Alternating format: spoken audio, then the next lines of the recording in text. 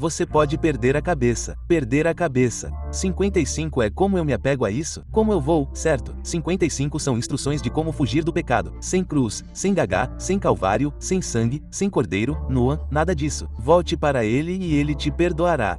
É lindo.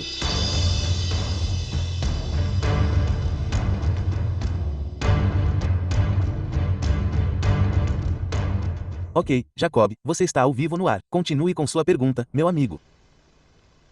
Olá, Rabino, como vai? Minha pergunta é que sempre me parece um pouco intrigante que os cristãos usem Isaías 53 como uma prova de que Jesus é o Messias, já que, como você sempre mencionou, na verdade começa 3 versículos antes e aparentemente 2 legionários romanos não são reis de nações. Então, esse erro da quebra de capítulo é apenas da quebra de capítulo do século XIII, quando a igreja o fez, ou é algo um pouco mais? Porque eu realmente notei, quando eu estava verificando antes de ligar, que é um estuma paroquial tecnicamente conhecido, é um ponto técnico, talvez para o programa, mas é daí que realmente vem a quebra de capítulo e é daí que vem parte da confusão? Muito obrigado. Tudo bem, desligue agora e sintonize sua resposta. Esta pode ser a última pergunta do programa. Vamos ver como isso se desenrola. Rabino. Há um pericope que realmente começa em 52 para 13 e termina em 53 para 12. Propi é um conjunto de passagens que pertencem juntas e são fortemente relacionadas. Então esta é uma delas. No entanto, há uma razão pela qual há um final no final do versículo 52, versículo 2. Há um estuma que significa um final. Há uma razão pela qual 52, versículo 50, versículo 1, 15 e 531 são separados por um capítulo e é quem está falando. Se eu disser que as pessoas se encontram na religião cristã porque não têm a mínima ideia de quem está falando nessas passagens. E como se vê, dentro deste conjunto de passagens, você tem 3 seções dentro do propípio. A primeira seção é 52, versículo 3. Eis o meu servo, que é Israel, como já conhecemos. Mas quem está falando ali? Isso é o que é fundamental. Quem está falando no versículo 3? Deus está falando. Eis que o meu servo será muito sábio, será exaltado, embora o povo. Portanto, a nação de Israel é um povo miserável. O que vai acontecer? As nações ficarão chocadas. Por quê? Elas olharão para ele e o que encontrarão? O que descobrirão? Algo completamente desconcertante? O que não foi dito a elas? Elas verão.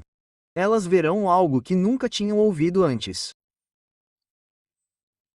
E o que nunca tinham ouvido, finalmente entenderão. Então, Deus está falando ali.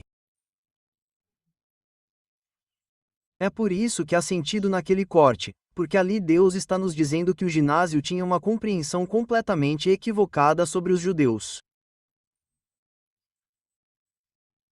Os judeus são uma nação incompreendida. As nações olhavam para os judeus como uma nação amaldiçoada, como uma nação escura, como uma nação feia.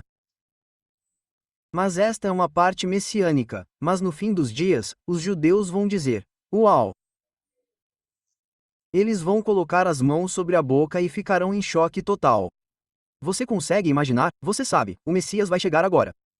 Estamos muito, muito perto do fim. Estamos nos últimos momentos agora. Já está acontecendo. Está se desenrolando agora. Você sabe o que vai acontecer no mundo? Você entende como o mundo vai ficar chocado? O judeu que odiávamos, desprezávamos e pensávamos que era o mais feio. E agora vamos ver. Agora, quando digo judeu, não me refiro ao nome dele, aquele cara rico húngaro. Não me refiro ao senador de Vermont. Não me refiro a essas pessoas. Não me refiro a nada. Não leve isso para o lado político nem nada, mas esses não são judeus religiosos, certo? Não me refiro a essas pessoas, sabe? Não me refiro a Karl Marx, que era de ascendência judaica, mas ele era uma pessoa nojenta ou todos esses caras. Quero dizer, Freud, Sigmund Freud era um dos. Quer dizer, o que você queira dizer, ele era um gênio ou perspicaz e, chegando lá, Ele era uma pessoa horrível, simplesmente uma pessoa terrível e terrível como pessoa. Ele era horrível. Não me refiro a essas pessoas, as pessoas que são verdadeiramente devotas, as servas, aquelas que são leais, e é aí que está a ruptura. A ruptura. 531 é agora o Gol começa a falar de 531 a 538. Os reis gentios das nações estão falando na era messiânica, e os Mameish e Nishitoim. Eles estão absolutamente chocados. E é por isso que a primeira passagem começa com uma pergunta, e é realmente uma pergunta retórica. A pergunta retórica: quem teria acreditado no que ouvimos agora? Veja as últimas palavras. Não complico isso, mas 52 para 15 é o que eles não tinham ouvido. Eles entenderão a mesma palavra aqui. Quem teria acreditado no que estamos ouvindo agora? E o Senhor blindado, olha quem é quem. É quem é. Estando descontente, a quem está aberto. Então, pois há 3 sessões. Neste PRIP, 52 versículos 13 a 15, Deus está falando, nos dizendo que meu servo será levantado. O versículo 14 é o passado. Todos os homens pensavam que você era baixo, imundo, sujo e horrível. E 15, finalmente, os homens verão o mal, certo? E diz que há reis de nações, então você sabe que ele está falando sobre os homens. Isso é, mas nem todo mundo entende. Se você não entende Isaías 83, é porque você não sabe quem está falando. Se você não sabe quem está falando, vá para casa. Agora, Isaías é fácil? Não. Por quê? Porque quase tudo é poesia. 95% da poesia de Isaías. E poderíamos dizer muitas coisas sobre poesia, mas uma delas é muito importante. Se os textos estão empregando algum tipo de poesia, essa linguagem densa, linguagem simbólica, o contexto se torna essencial para sobreviver e entendê-los. Você entendeu isso? Você entendeu o que eu disse? Quero deixar claro este ponto. A razão pela qual tantas pessoas boas se perdem e se desviam é porque Isaías 53, como quase todo o livro de Isaías, é poesia. E sempre que você tem textos que empregam essas imagens, essa linguagem densa, essa poesia bíblica, não há ninguém que use a língua hebraica de forma mais requintada do que o autor de Isaías. Ninguém. Não há paralelo para isso. Agora, podemos dizer muitas coisas sobre isso. Uma dessas coisas é que, quando você tem livros, quase todo o livro é poesia, com exceção de talvez 5 capítulos. Você consegue imaginar isso? Se um livro é quase todo poesia ou linguagem simbólica ou essa linguagem muito densa, há muitas coisas que poderíamos dizer sobre ele. Uma delas é que o contexto se torna vital. Sem ele, você não consegue nem começar a entendê-lo. E é por isso que todo mundo se mete em problemas. Agora, para levantar esse ponto, se me permite, tire apenas 60 segundos. Se pegarmos um capítulo da Bíblia que não seja poesia, não precisamos do contexto. Lamushel, por exemplo, Levítico, capítulo 11, é um capítulo dedicado a nos dizer quais animais são limpos e impuros. Como saber se um animal terrestre e um animal marinho? Quais são as características de identificação de um animal limpo e impuro, certo? E então o Taira nos diz que há animais que têm uma e não têm a outra. Você não pode comê-los, certo? Então, se eu quiser saber se estou na floresta na Indonésia, certo, e vejo um gigante, vejo um animal, e quero saber se este é um animal limpo, um animal impuro, eu realmente posso ler Levítico 11 fora do contexto e saber se este é um animal limpo, não um animal limpo. Eu posso ver se ele tem cascos fendidos, não é um porco. É 100% possível abatê-lo e comê-lo. Agora, como abater Deuteronômio 12:21? Você tem que conhecer a antiga Torá corretamente, remova o sangue, e assim por diante. No sentido, então Levítico, eu afirmo, eu submeto a você. Então um capítulo que está usando Prus padrão, não há poesia alguma, é antes instruções de como identificar um limpo, digamos, naquela parte, no começo, é um animal terrestre. Então eu não preciso de um contexto. Você não precisa do contexto. Levítico 11 certo. Sem poesia, sem dizer que este é um animal terrestre caxida, um animal terrestre limpo. Tem que ter paras de maleia mafessá. Tem que ruminar e tem que ter cascos fendidos. Só isso, sem poesia. Você não precisa do contexto. Você entende, queridos? Você entende, gentil? Por favor, se você não sabe disso, você está perdido. Mas 53, como todos os sermões, é tudo poesia. Não é ciência avançada. Mas você tem que saber o contexto. Você tem que saber Isaías 40. Você sabe, você estava indo direto para Messias 41, que diz que o servo é Israel. Esse povo, não todo Israel, mas aqueles que imitam o Araino, que falam em nome de Hashem. 42:6, que fazem parte de uma nação da aliança. O versículo 43, versículo 10, que eles são testemunhas de nós, e não há salvador além deles, e eles reconhecem que não há ninguém antes e depois de Deus, e você tem que saber o versículo 44, versículo 1 e 21, e 454 e 48, 20 e 493. Você tem que ler tudo, você tem que, estou lhe dizendo agora. Se não, você está perdido. Mas que coisa linda de ler no contexto.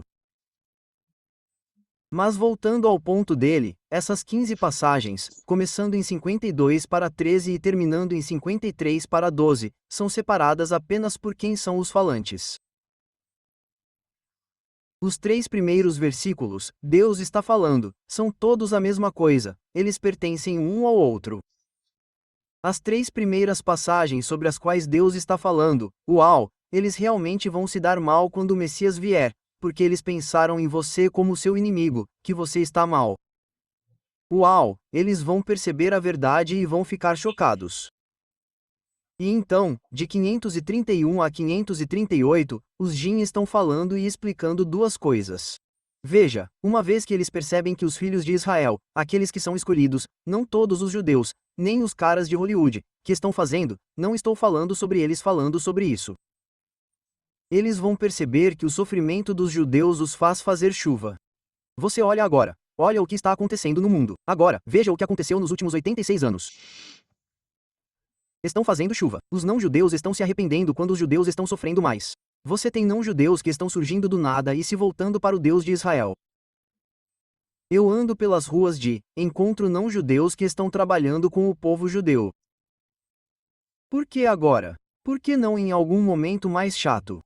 Sem enrolação, exatamente o oposto. Quando os judeus estão sofrendo agora, um gentil tem que ter um coração de carne, não de pedra. Para que isso possa despertar um não-judeu para vir ao Deus de Israel.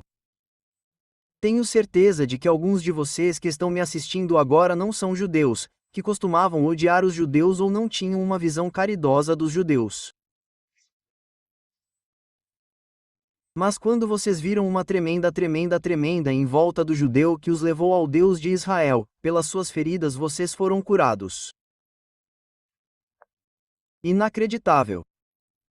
A segunda coisa é que os gentios reconhecem que porque os judeus sofrem. Por causa de nossas próprias transgressões, nós os fazemos sofrer. É incrível. Então, isso é 53, 1 a 8. E então 9 e 10 da manhã, 11 e 12. Nessas últimas 4 passagens, Deus volta a falar, e o ponto principal é que ele diz que faz um acordo com o servo. Se você fizer a restituição de sua alma, então você terá filhos.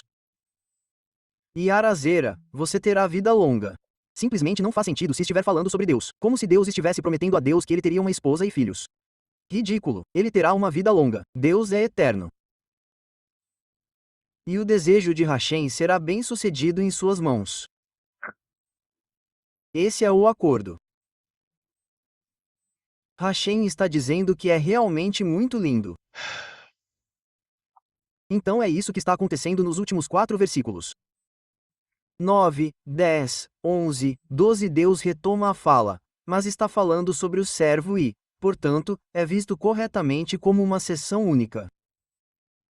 54 vai continuar, mas é um ângulo diferente, porque agora Deus está lidando com Israel no singular, como uma mulher que está sofrendo, que não tem filhos. E Hashem está prometendo a ela que é Israel. Até mesmo os cristãos reconhecem Isaías 34 como Israel no singular, que sofre, que é desprezado. E Hashem diz, em última análise, você deve saber que nenhuma arma formada contra você terá sucesso. Isso é como as águas de Noé. Você sabe, é tão lindo. Sua mãe, Você pode. Pode perder a cabeça? Perder a cabeça? 55 é: como eu venho, anexo isso, como eu vou, certo? 55 são instruções de como fugir do pecado. Sem cruz, sem gagá, sem calvário, sem sangue, sem cordeiro Noah, nada disso. Volte para ele. Perdoe você. A mãe é linda, linda, poderia desmoronar, mas saiba disso. Se uma coisa você entendeu do que eu acabei de dizer, saiba disso. Quando você tem livros que são sagrados no Tanakh, vamos pegar Isaías, é o mais famoso, que são 90% mais do que 90% poesia, você deve saber o contexto. Se você tem um cofre onde você não tem poesia, mas sim o profeta está empregando profissionais padrão, então você realmente não precisa do texto do contexto. Você sempre precisa do contexto para entender como chegamos lá. Mas se você, como eu peguei um exemplo fácil, você poderia ler Levítico 11 fora do contexto e saber exatamente do que ele está falando porque não há poesia. É assim que você identifica um animal limpo. Isso identifica um animal impuro. Ponto final. Fim. Esperemos que as pessoas se voltem para o Tanakh, se voltem para as escrituras sagradas e aceitem o Deus de Israel em suas vidas. E veremos a vinda do verdadeiro Messias Emmanuel rapidamente em nosso tempo. Obrigado por sua pergunta atenciosa. Se você gostou deste programa, curta e inscreva-se.